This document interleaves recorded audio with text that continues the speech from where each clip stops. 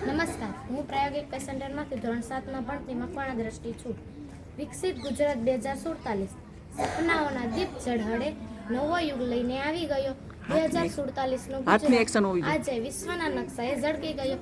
ખેતરોમાં ટેકનોલોજી વેરાય, ડ્રોનથી સિંચાઈ, સ્માર્ટ ખેતરો, નહેરો કિનારે સોલાર શહેરો, ઉજળું ભવિષ્ય લે ઊભી દિશાઓ, શહેરો સ્માર્ટ, રસ્તાઓ ઉજ્જવળ, પરિવહન જાણે હવાના પંખી, ગામડાઓમાં પણ લોકોની રેલમછેલ, દરેક ઘરમાં પ્રગતિની ઝાંખી, શિક્ષણમાં નવી વિચારસરણી, પ્રત્યેક બાળકમાં નવા સપના, વિજ્ઞાન, ન્યાય અને સંસ્કૃતિ સાથે ગુજરાત હવે ભવિષ્યની અગ્રપંક્તિમાં.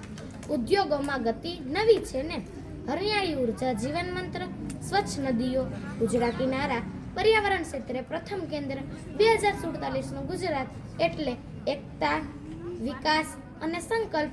દરેક નાગરિક કહી ઉઠે, આ છે આપણા સપનાનું સોનેરી ભવિષ્ય. Thank you.